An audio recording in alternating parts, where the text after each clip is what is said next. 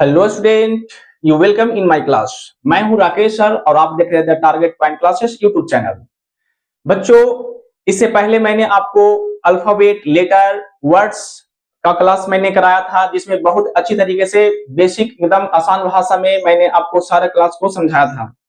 मैंने बोला था कि आपको अगले क्लास सेंटेंस को होगा, सेंटेंस क्या हो है, कितने प्रकार के होते हैं, सारे कुछ मैं पूरे डिटेल के साथ बताऊंगा।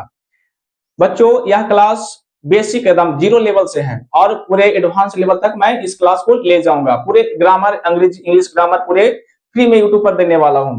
तो आप लोग हमारे साथ जुड़िए। देखिए, ये क्लास जो स्टूडेंट को अंग्रेजी कम समझ में आता है, अंग्रेजी पढ़ते हैं, इंग्लिश ग्रामर पढ़ते हैं लेकिन उनको समझ में नहीं आता है, तो वैसे स्टूडेंट को के लिए ये क्लास मैंने बनाया है।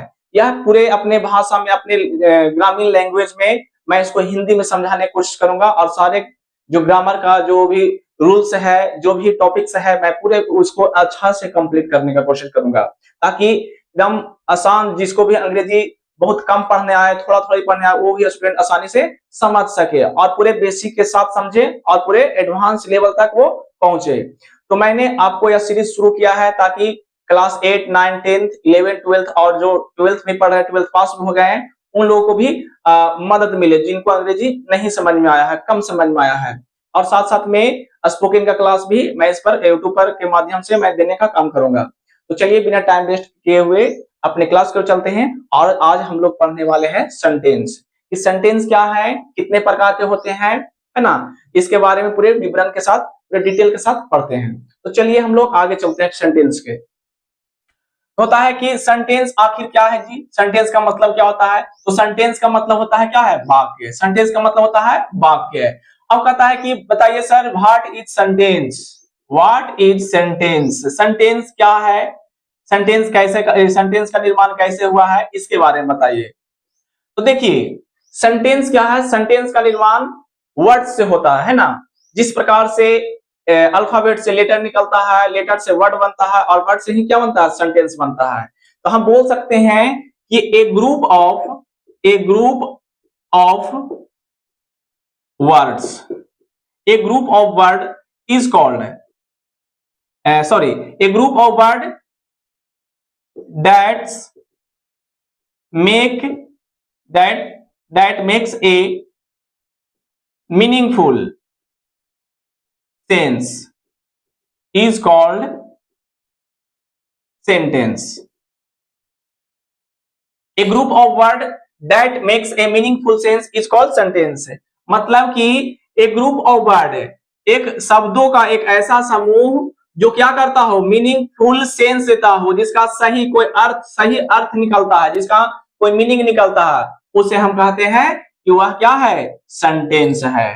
कि मतलब कि सेंटेंस क्या है जी? तो शब्दों का एक ऐसा समूह जो कि क्या दे? सही अर्थ देता हो, उसे ही क्या कहेंगे? वाक्य कहते हैं। अब वाक्य होता है क्या जी? कितने प्रकार के होते हैं? तो वाक्य के टोटल 5 प्रकार होते हैं। कौन कौन से होते हैं जानते हैं? There are 5 types of sentence. पहला सेंटेंस कौन कौन है? 5 को हुआ जी, ठीक है। पहला असर्टिव सेंटेंस, दूसरा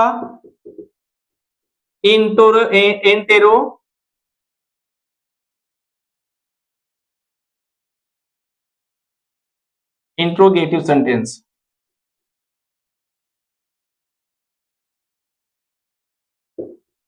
तीसरा इंपेरेटिव सेंटेंस, चौथा ऑप्टेटिव सेंटेंस और पांचवा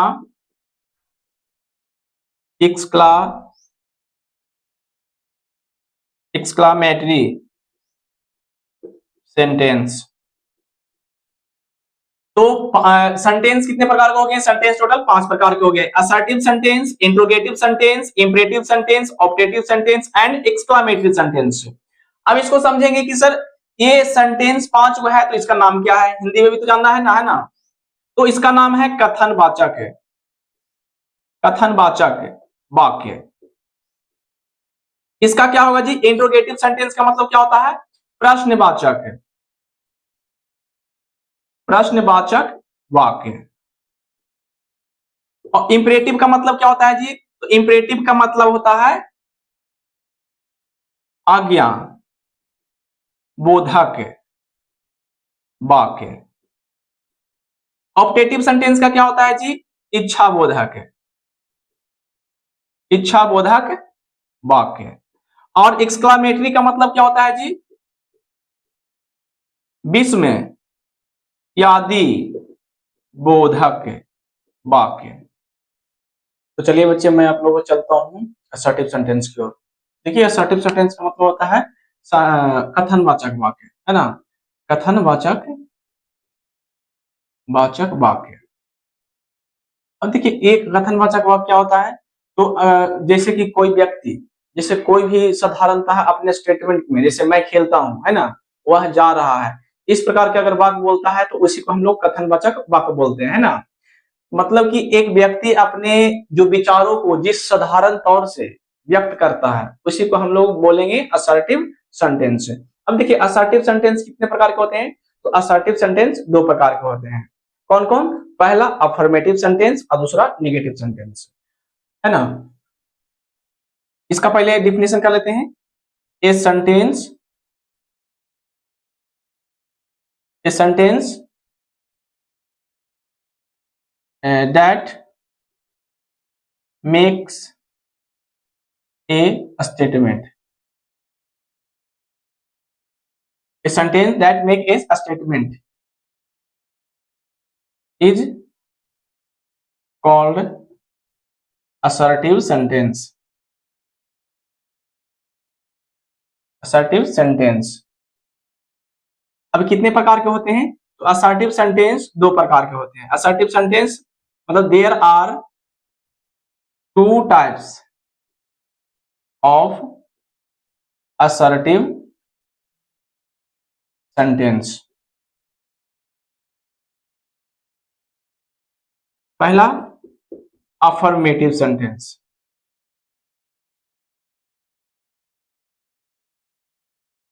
दूसरा निगेटिव सेंटेंस। देखिए, अफर्मेटिव का मतलब क्या होता है, तो अफर्मेटिव का मतलब होता है सकारात्मक वाक्य, सकारात्मक वाक्य। निगेटिव का मतलब क्या होता है, नकारात्मक वाक्य।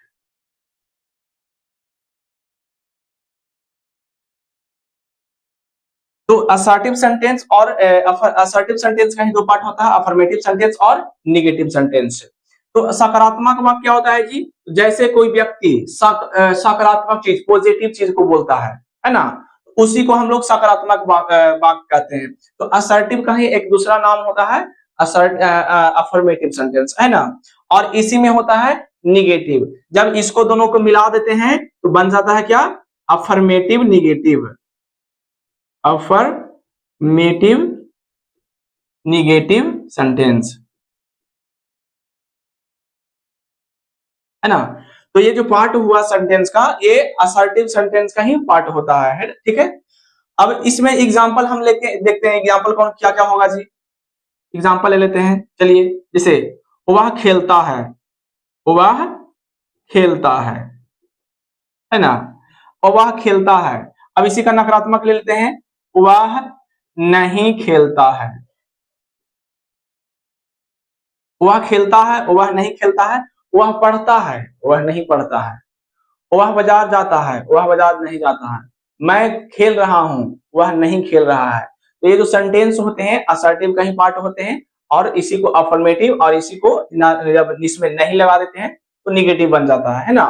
अब देखिए, इसी में नॉट हिंदी में लगाते हैं, नहीं लगाते हैं। अब जैसे वह खेलता है, तो ही प्लेज, है ना। वह नहीं खेलता है, ही डज नॉट प्ले, है ना। तो क्या क्रिया अगर कर रहा है, कोई भी कार्य हो रहा है, तो उसमें अगर नहीं लगा रहे तो उसको हम नेगेटिव बोल देंगे, ठीक है। अब दूसरा सेंटेंस का प्रकार आता है इंट्रोगेटिव सेंटेंस। इंट्रोगेटिव सेंटेंस क्या होता है जी, तो इंट्रोगेटिव सेंटेंस का मतलब होता है प्रश्नवाचक वाक्य। प्रश्नवाचक वाक्य होता है। तो वैसा सेंटेंस जिसमें कोई व्यक्ति प्रश्न करता है या प्रश्न को पूछता है ना, जैसे हाउ, क्या, कौन, कहां, कब, इस प्रकार से जो वर्ड्स हैं वो आते हैं, उसको हम कहते हैं इंट्रोगेटिव सेंटेंस। इंट्रोगेटिव में भी दो प्रकार के होते हैं, WH होते हैं, आई वो सिंपल इंट्रोगेटिव होते हैं। जैसे यदि प्रश्न स्टार्टिंग में क्या से हो, क्या वह पढ़ता है, क्या वह खाता है, क्या वह घर जा रहा है, और दूसरे तरीके से इसमें इंट्रोगेटिव में होते हैं WH वर्ड्स होते हैं। तो ये क्या होते हैं, तो सब्जेक्ट के बाद हमेशा आते हैं, समझिएगा इसको, इंट्रोगेटिव सेंटेंस को।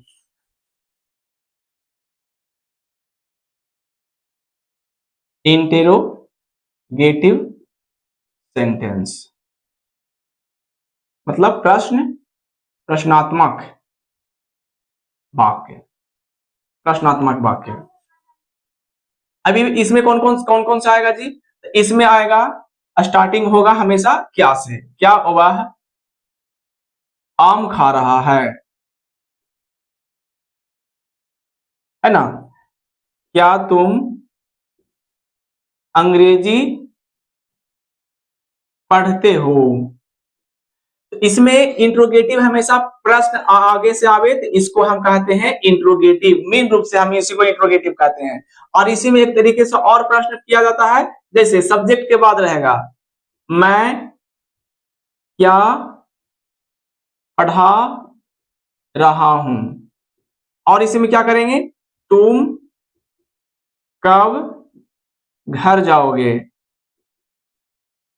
तो देखिए जब सब्जेक्ट के बाद यदि प्रश्न आए, जो वर्ड्स आए, प्रश्न वाले वर्ड्स आए, उसको हम बोलते हैं, क्या बोलते हैं, तो WH वर्ड्स बोलते हैं। ये भी यह क्या है, इंट्रोगेटिव सेंटेंस का ही हिस्सा माना जाता है।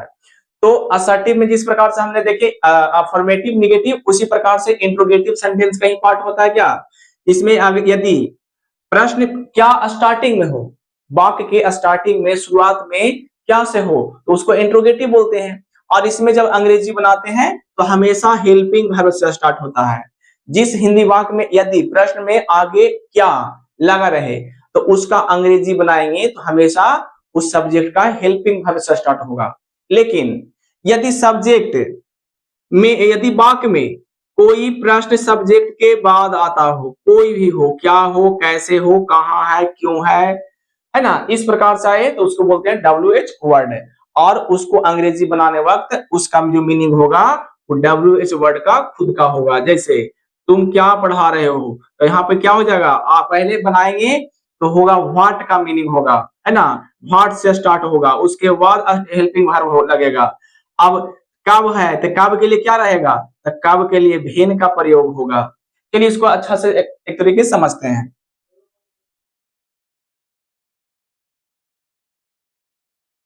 एग्जाम्पल लेते हैं, क्या तुम उदास हो। देखिए इसमें जो एग्जांपल लेंगे टाइम से भी रहेगा और टेंस से भी रह सकते हैं, इसमें कोई दिक्कत नहीं, खाली समझना है कि शब्द जो होते हैं वो क्या है। हमको यहाँ पे टेंस या तो टाइम समझना नहीं है, हमको यहाँ पे सेंटेंस समझना कि कौन सा सेंटेंस क्या होता है ना। तो क्या सा स्टार्टिंग है, एक एग्जांपल और लेते हैं, क्या वह आम खाती है ना। तो मुझे यहाँ क्या करना है कि सेंटेंस समझना, हमको जो वाक्य है उसको समझना। अब देखिए हम बता रहे हैं कि जब भी वाक्य में स्टार्टिंग में क्या हो तो उसका अंग्रेजी हमेशा उस सेंटेंस का हेल्पिंग वर्ब से स्टार्ट होता है, ना कि उसके WH वर्ड से। तो यहाँ पे क्या है, तो हमेशा आगे सब्जेक्ट, देखिए सब्जेक्ट है, वाक्य है, उसका सबसे आगे क्या है, सब्जेक्ट है। इसमें भी वाक्य है, उसके आगे क्या है, सब्जेक्ट है। तो हमेशा इसका इंग्लिश अगर बनेगा तो हमेशा हेल्पिंग वर्ब से बनेगा, इस चीज को ध्यान रखिएगा। मेन स्टूडेंट कंफ्यूज हो जाते हैं, पुनः ट्रांसलेशन बनाते हैं या तो दिक्कत हो करते हैं, क्या होते हैं कि उसका मीनिंग लिख देते नहीं। जब स्टार्टिंग वाक्य में क्या से स्टार्ट हो तो उसको इंट्रोगेटिव भी कहा जाता है, और उसका स्टार्टिंग में हेल्पिंग वर्ब होगा। अब हेल्पिंग वर्ब कैसे हम पता करेंगे कि हेल्पिंग वर्ब क्या होगा, तो सब्जेक्ट के अनुसार, है ना। अगर टेंस रहेगा तो टेंस का हेल्पिंग वर्ब आएगा, टाइम रहेगा तो टाइम का हेल्पिंग वर्ब आएगा। जैसे अब क्या तुम उदास हो, बताओ इस वाक्य में कोई क्रिया है, क्रिया नहीं है, तो जिस वाक्य में क्रिया नहीं होता वो टेंस नहीं होता है, वो टाइम में गिनती आ जाता है। तो क्या है, तो क्या से स्टार्ट हो रहा है, तो क्या हो गया जी, टाइम हो गया। कौन टाइम हो गया, तो है से लगा हुआ तो प्रेजेंट हो गया। ठीक है, तो प्रेजेंट है तो क्या हेल्पिंग वर्ब लगेगा, तो इज एम आर लग सकता है। अब ये लगेगा कि आर लगा कि एम लगा, कैसे पता करेंगे, तो सब्जेक्ट देखेंगे, सब्जेक्ट कौन है, तुम है, और तुम के साथ क्या लगता है, तो तुम के साथ हमेशा आर लगता है, और उसके बाद सब्जेक्ट लगेगा आर यू। अब उदास का मीनिंग क्या होता है, तो सैड। अब इसका इंट्रोगेटिव है तो इसका इंट्रोगेशन मार्क दे देंगे, सेंटेंस हो गया कंप्लीट, इंट्रोगेटिव हो गया। अब दूसरा एग्जांपल समझ रहे हैं, क्या वह आम खाती है। देखिए इसमें भी बात क्या है, क्या से स्टार्ट हो रहा है, उसके बाद कोई भी वाक्य है तो इसका भी क्या होगा, हेल्पिंग वर्ब से स्टार्ट होगा, है ना। अब हेल्पिंग वर्ब से स्टार्ट होगा तो ये भी पता करेंगे प्रेजेंट टाइम है, पास्ट टाइम है, कौन सा है जी, है तो प्रेजेंट हो गया। अब हेल्पिंग वर्ब कैसे लगाएगा, इज लगेगा, आर लगेगा, एम लगेगा, वो लगेगा सब्जेक्ट के अनुसार। सब्जेक्ट कौन है, ओवा है, ओवा के साथ हमेशा याद रखिएगा हमेशा प्रेजेंट में इज का प्रयोग होता है, ठीक है। और उसके बाद सब्जेक्ट लगेगा, लड़की है तो सी हो जाएगा, इज सी। अब क्या करती है जी, देखिए अभी टाइम नहीं है, टेंस है, खाती है, ता है, ती है, ये टेंस वाले चैप्टर है, उसमें अच्छा से बताऊंगा, ठीक है। अभी समझना है सेंटेंस को कि क्या लगा रहेगा तो कैसे बनेगा, और सब्जेक्ट के बाद अगर कोई प्रश्न डब्ल्यू वर्ड आए तो कैसे बनेगा, अभी हमको यही समझना है। तो स्टार्टिंग में क्या था, हेल्पिंग वर्ब लगा दिए, उसके बाद सब्जेक्ट है तो सब्जेक्ट लगा दिए, ठीक है। अब क्या कर रही है, जो क्रिया क्या कर रही है, तो खाने का काम कर रही है, तो ईट है ना, तो इट इट हो जाएगा, सॉरी इज है इंट्रोगेटिव तो इट होगा, और मैंगो, मैंगो। अगर ये काम होता तो हम ये लगा सकते हैं या तो नहीं भी लगा सकते हैं, अगर नहीं है तो, है ना। अगर ये काम खाते तो एक काम लगाते हैं, अगर नहीं है तो कोई दिक्कत नहीं है, लगा सकते हैं, इंट्रोगेटिव मार्क दे देंगे, है ना। तो ये वाला जो वर्ड हुआ क्या सर्च हुआ। अब देखिए तीसरा एग्जांपल लेते हैं कि यदि सब्जेक्ट के बाद अगर कोई प्रश्न आए, कहाँ, कब, कैसे, ऐसा है। जैसे एग्जांपल लेते हैं, तुम कहाँ रहते हो, तुम कहाँ रहते हो। देखिए सब्जेक्ट के बाद प्रश्न आ रहा है ना, तो सब्जेक्ट के बाद यदि प्रश्न आए तो उसको कहते हैं WH वर्ड बोलते हैं। और WH वर्ड रहे तो सेंटेंस कैसे बनेगा जी, तो हमेशा WH वर्ड का मीनिंग होगा, है ना। वो मीनिंग भी हम यहाँ पे बता देंगे, WH वर्ड का कौन कौन सा मीनिंग होता है। अब देखिए इसका सेंटेंस होगा तो WH वर्ड, तब कहाँ, कहाँ का मीनिंग क्या होता है, वेयर, है ना, वेयर। अब देखिए WH वर्ड आया तो सेंटेंस के बाद हमेशा हेल्पिंग वर्ब लगेगा, क्या लगेगा, हेल्पिंग वर्ब। हेल्पिंग वर्ब पता है, हेल्पिंग वर्ब किसके अनुसार आता है, सब्जेक्ट के अनुसार। यदि प्रेजेंट में है तो इज एम आर, अगर टेंस का होता है तो डू डज लगेगा, अगर नहीं है तो टाइम में है तो इज एम आर लगेगा। तो देखिए ता है, ती है, प्रेजेंट वाला है ना। अब यहाँ पे हो गया, अब हेल्पिंग वर्ब क्या लगेगा जी, रहता है, तुम, डज हो जाएगा, वेयर डज। अब सॉरी तुम है तो तुम के लिए डू का प्रयोग होगा, है ना। और उसके बाद do you, where do you, रहना का क्या होता है, लिव, इंट्रोगेटिव मार्क, है ना। तो यहाँ पे ध्यान समझिएगा कि कौन से जो सेंटेंस उसमें कौन सा चिन्ह भी लगता है, ये भी ध्यान दीजिएगा। तो प्रश्नात्मक वाक्य के अंत में क्या लगता है, प्रश्नात्मक चिन्ह लगता है, ठीक है।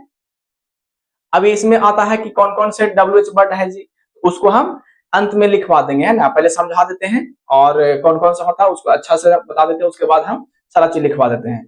और अगला सेंटेंस आता है, क्या आता है, तो इंपेरेटिव सेंटेंस, है ना। अगला सेंटेंस क्या चलते हैं, कौन सा है, तो तीसरा सेंटेंस में है इंपेरेटिव सेंटेंस, इंपेरेटिव सेंटेंस।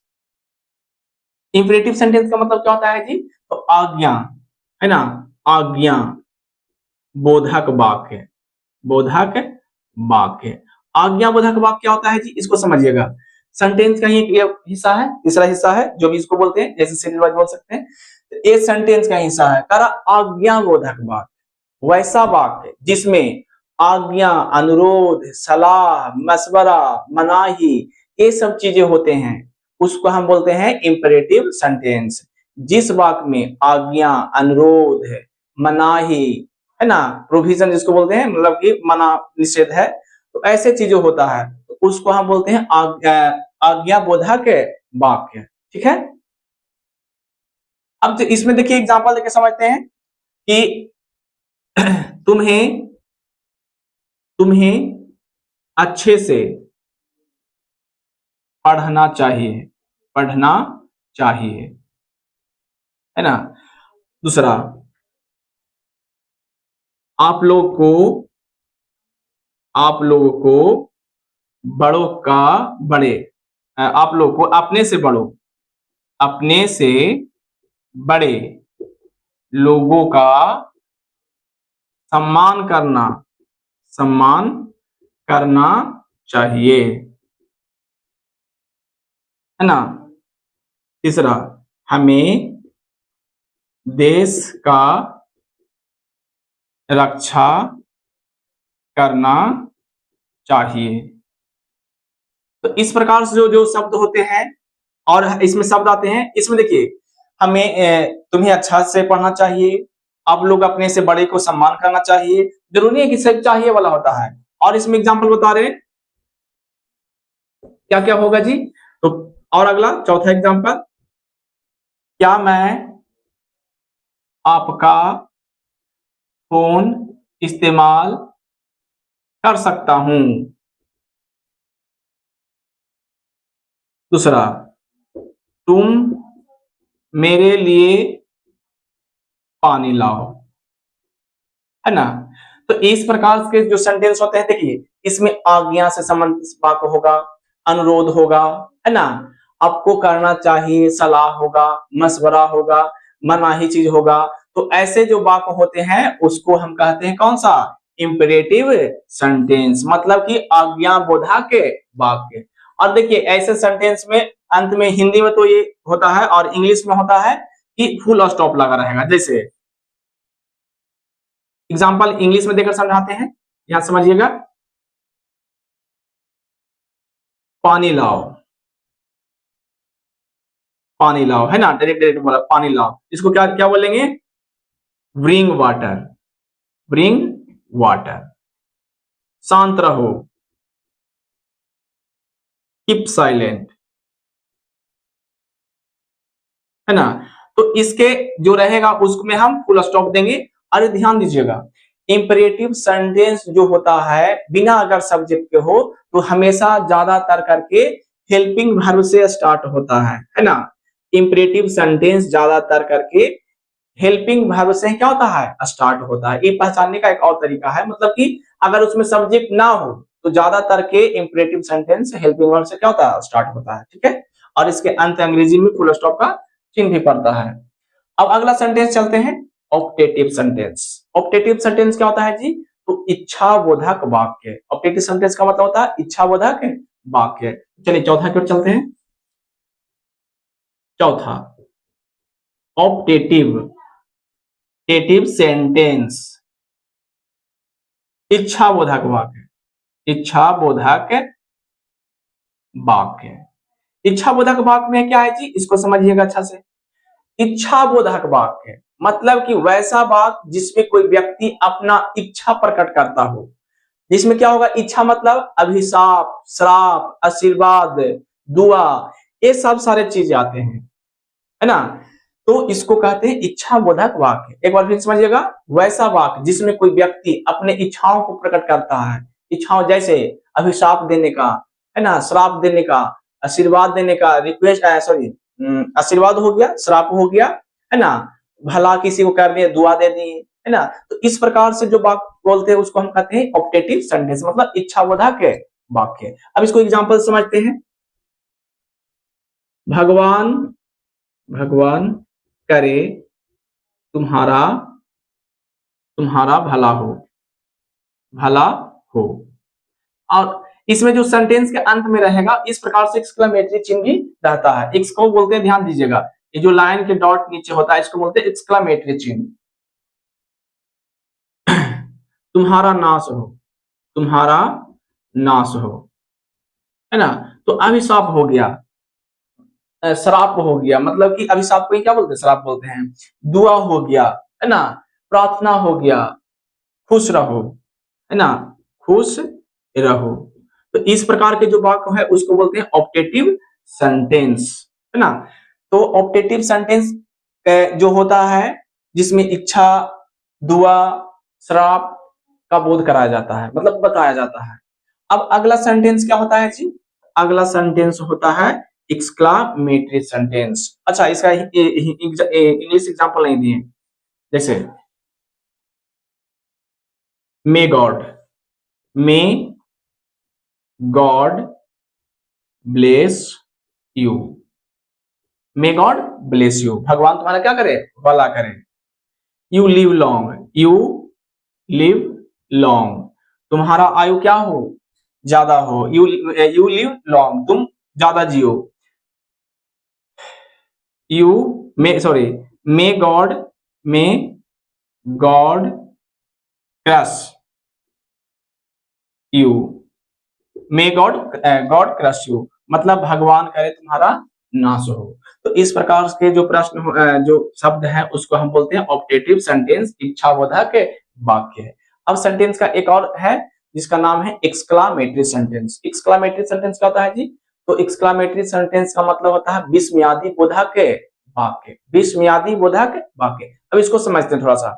विस्मयादि बोधक क्या होता है? तो वैसा वाक्य जिसमें खुशी, दुख, दर्द, प्यार, स्नेह को बतलाया जाता है, उसको कहते हैं विस्मयादि बोधक वाक्य। और विस्मयादि बोधक के अंत में हमेशा एक्सक्लेमेटरी मतलब विस्मयादि चिन्ह लगा होता है। विस्मयादि चिन्ह क्या कहते हैं? तो ये जो एक लाइन है उसके डॉट नीचे है, इसी को कहते हैं एक्सक्लेमेटरी साइन या चिन्ह कहते हैं। तो चलिए एक्सक्लेमेटरी सेंटेंस को समझते हैं। पांचवा, एक्सक्लामेटरी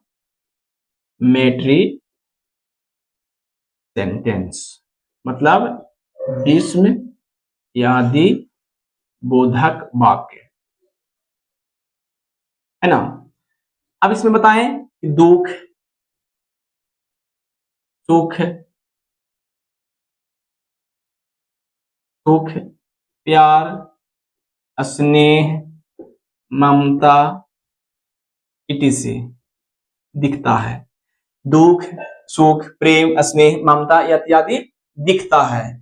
उत्साह है, और क्या होता है जी? उत्साह है, उत्साह भी है ना, उल्लास जिसको बोलते हैं। अब समझिएगा कि इसको कैसे करके सेंटेंस बनाया जाता है जी। जैसे wow nice, wow nice T shirt, T shirt, well done, well done, oh no, oh God, है ना। तो इस प्रकार से जो प्रश्न होते हैं उसको बोलते हैं कौन सा? एक्सक्लेमेटरी सेंटेंस, है ना। अब देखिए हमने टोटल सेंटेंस पढ़ा, सेंटेंस क्या कहता है जी, क्या होता है उसके बारे में पढ़ लिया, और उसके कितने भेद होते हैं उसके बारे में पढ़ लिया। चलिए एक बार फिर से हम बता देते हैं सेंटेंस क्या है। तो एक ग्रुप ऑफ वर्ड है, शब्दों का एक ऐसा समूह जिसका मतलब सार्थक अर्थ निकालता हो, सही अर्थ निकालता हो, उसी को हम क्या कहेंगे? तो वाक्य कहते हैं। वाक्य होते हैं कितने प्रकार के जी? तो वाक्य टोटल 5 प्रकार के होते हैं। कौन कौन होते हैं जी? तो पहला असर्टिव सेंटेंस, दूसरा इंट्रोगेटिव सेंटेंस, तीसरा इंपरेटिव सेंटेंस, चौथा ऑब्जेक्टिव सेंटेंस और पांचवा एक्सक्लेमेटरी सेंटेंस, है ना। और सबको कितना कितना प्रकार होता है वही बताया। असर्टिव सेंटेंस 2 प्रकार का होता है, अफर्मेटिव और नेगेटिव होता है। इंट्रोगेटिव क्या होता है? इंट्रोगेटिव यानी प्रश्नात्मक, मतलब इसमें क्या होता है? प्रश्न पूछा किया जाता है। अब इसमें 2 तरीके से बनता है, एक डब्ल्यूएच बनता है, एक इंट्रोगेटिव भी बनता है। जब वाक्य में क्या रहे स्टार्ट में, उसको हेल्पिंग वर्ड्स बनाएंगे, और जब वाक्य में सब्जेक्ट के बाद कब, कहां, कैसे, क्यों, क्या ऐसा आए तो उसको डब्ल्यूएच बोलते हैं, और उसका खुद का मीनिंग्स बनाएंगे, उसके बाद हेल्पिंग वर्ब देंगे। इंपरेटिव सेंटेंस क्या होता है? इंपरेटिव सेंटेंस का मतलब होता है आज्ञा बोधक वाक्य। आज्ञा बोधक वाक्य क्या होता है? जिसमें आप, रिक्वेस्ट, ऑर्डर, है ना, का बोध करा जाता है, विनती कर रहे हैं उसका बोध करा जाता है। और चौथा होता है ऑप्टेटिव सेंटेंस। ऑप्टेटिव सेंटेंस में क्या होता है जी?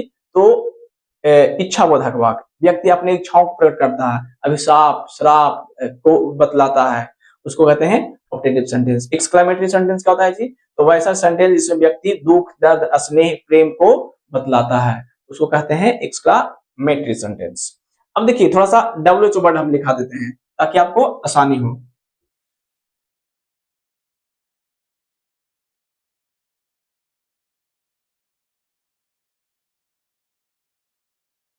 WH वर्ड, WH वर्ड, ठीक है।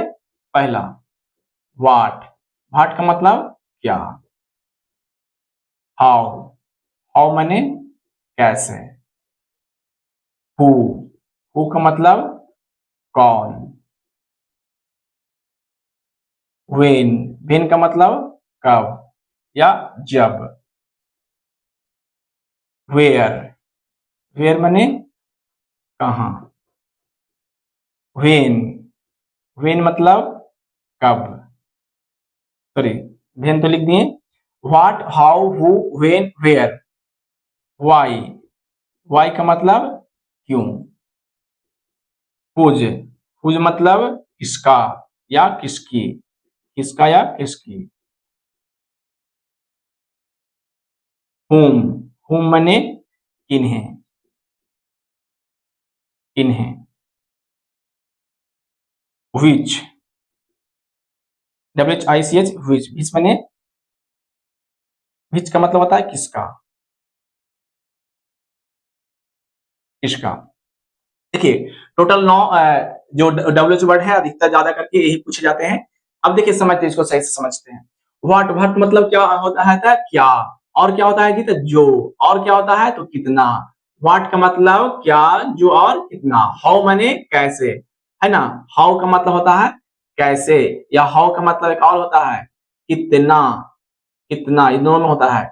व्हाट में कितना होता है और हाउ माने कितना होता है। हु माने कौन, व्हेन माने कब या जब, वेयर माने कहां, व्हाई माने क्यों, हुज माने किसका या किसकी, हुम माने किन्हें, और भीच का मतलब होता है किसका, है ना। भीच मतलब जो होता है भी, है ना। भीच माने जो। देखिए तो हमने सेंटेंस को अच्छे तरीके से क्लियर किया है, सेंटेंस के जितने भी भेद हैं सबको अच्छा से पढ़ाया है। तो आप लोगों से अनुरोध है कि यदि वीडियो अच्छा लग रहा हो तो वीडियो को लाइक करें, और हमारे साथ जुड़ने के लिए हमारे चैनल को सब्सक्राइब कर ले। हम पूरे ग्रामर का और स्पोकन का पूरा वीडियो सोचे हैं यूट्यूब पर पढ़ाने के लिए, आपको यूट्यूब पर पढ़ाएंगे ताकि आपको आसान भाषा में एकदम अपने देहाती भाषा में आपको समझने का मौका मिले। बहुत सारे स्टूडेंट को होता है कि अंग्रेजी समझ ही नहीं आता है, पढ़ता है लेकिन कंफ्यूजन होता है। तो हमारे साथ आप जुड़िए, एकदम कोई कंफ्यूजन नहीं, अपना भाषा में एकदम आपको बताएंगे। कोई शर्माने वाला बात नहीं है, कोई अच्छी नहीं है, एकदम तुरंत याद हो जाएगा क्लास में, ठीक है। तो चलिए, आपको अच्छा लगा होगा, धन्यवाद।